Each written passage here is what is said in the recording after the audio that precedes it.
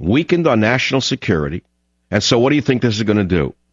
That means that the people who hate us, and there are plenty of them, some of them inside the government itself, but let's say people outside the government who hate us, are going to develop new chemical, biological weapons and weaponized computers to wipe out our, in other words, a cyber attack. So by saying that we're going to not use nuclear weapons against someone who uses a non-nuclear weapon against us, we've told our enemies, go ahead and develop as quickly as you can alternative weapons of mass destruction. And so go and develop a plague, because if you hit us with it, let's say you wipe out all of New York City with a bug, that's okay, because we won't strike you back with a nuclear weapon, because the vain president wants to go down in history as the man who eliminated nuclear weapons. And so let's try a chemical attack, for example, on Chicago by another nation. Go ahead and do it, because we'll never strike you with a nuclear weapon, because the vain president wants to be the first president to eliminate nuclear weapons. Do you understand this? I don't know how to explain it to you.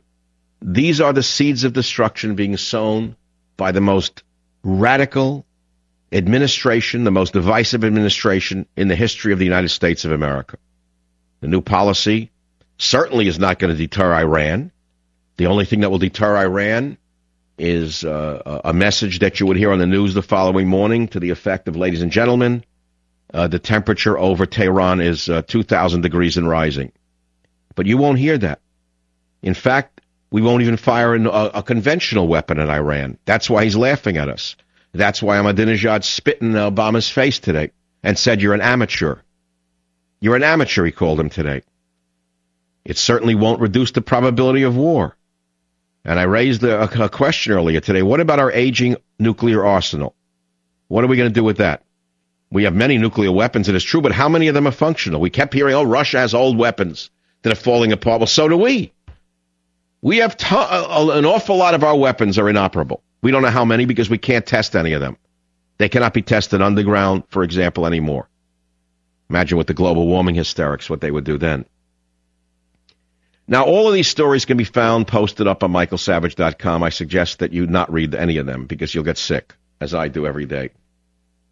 You get sick when you read these stories. You can get sick to your stomach when you realize that every day in every way, Obama and his Marxist minions are making America less and less safe. Every day and in every way, he is worse than Chamberlain. Every day and in every way, he is capitulating to the enemies of freedom. Every day and in every way, the man is trying to humiliate the United States of America. I don't have to go through the whole history of this, do I? I'll tell you again, though, what happened. We've had such idealists in the past in the West. We've had such socialist dreamers, Fabian socialists as Obama in the past, but never quite as extreme. This is an extreme form of the mental illness called liberalism. But if you look at the 20s or 30s, I know it's considered ancient history to many of you, but it's worth looking at. Back in the 20s and 30s, leaders of the West, in Great Britain in particular, bowed to Hitler and Mussolini, just the way Obama is bowing to China and Russia. And they signed documents such as the Locarno Treaty and the Munich Agreement. What were they? Well, Neville Chamberlain signed them, and what he did was he gave Nazi Germany increasingly more power. At the same time, England was cutting back on military expenditures because the lunatic Chamberlain, who is in many ways Obama's intellectual grandfather, the lunatic Chamberlain believed that if England reduced their military posture, Germany would reduce their military posture. The lunatic socialist Chamberlain thought that if he acted nice, Hitler would act nicer. And so the lunatic Chamberlain kept diminishing the British military. And while he was doing that, thank God Britain had a Churchill and they had a conservative party that was continuing to develop weapons. Had Churchill and the conservative party not developed, for example, some of the weapons in the 1930s against Chamberlain's will, behind his back actually, Britain would have been speaking German. Britain would have been speaking German because they wouldn't have had the great Spitfire that was developed during the 1930s while Chamberlain was deballing the military. Churchill and the conservatives were building some of the most important weapons that would save Britain, particularly the Spitfire in the Great Battle of Britain, the war over the skies where Britain lost some of its best men, the young men of Cambridge, who actually in those days went to war for the country instead of went to war against the country. And so we have a historical comparison here. And so I'll make it quick. So Chamberlain, Obama's intellectual grandfather, gives Nazi Germany more and more power. And they cut in, and he's cutting England's military back, cutting back on military expenditures, the way Hillary Clinton is doing.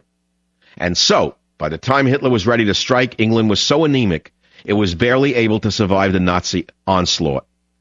Chamberlain, like Obama, was so afraid of the terrors of war that he forgot that a strong arsenal is the best way to prevent a war. And what happened in 1940, the British went to aid Norway after Norway had been invaded by the Nazis. Little Norway fought as best as they could, but the British got their butts kicked. They got so humiliated in Norway that finally even the far-left Socialist Labour Party and its leader Clement Attlee realized that Chamberlain was not a war leader. He was not capable of leading England during a war. And they feared that they would lose any war, and they knew a war was coming. They'd lose a war if he was the prime minister. Now, listen to what I'm saying to you. Here's the most important part. It wasn't the Conservative Party that said it. They knew it. But at that point, after the Norway debacle, even the far-left Labour Party and its leader, Clement Attlee, realized that Chamberlain had to go. And what they did was they held a 2-day debate. And at the end of it, Chamberlain was given a vote of no confidence, and he was thrown out of power. And Churchill became the prime minister who saved England. And I predict that the establishment will eventually realize that Obama is demilitarizing America, destabilizing America, and they will eventually move to remove him from office on some charges, and I don't know what they might be. I believe a point will come when even the most far-left members of the current power structure will come to understand that their ability to stay in power and the nation's survival itself is being threatened by Obama's phenomenal madness and weakness. And I think that when that time comes, Obama will be removed by the left leadership. I believe that Obama is worse than Chamberlain, and I believe that Obama will be remembered by history in the same way.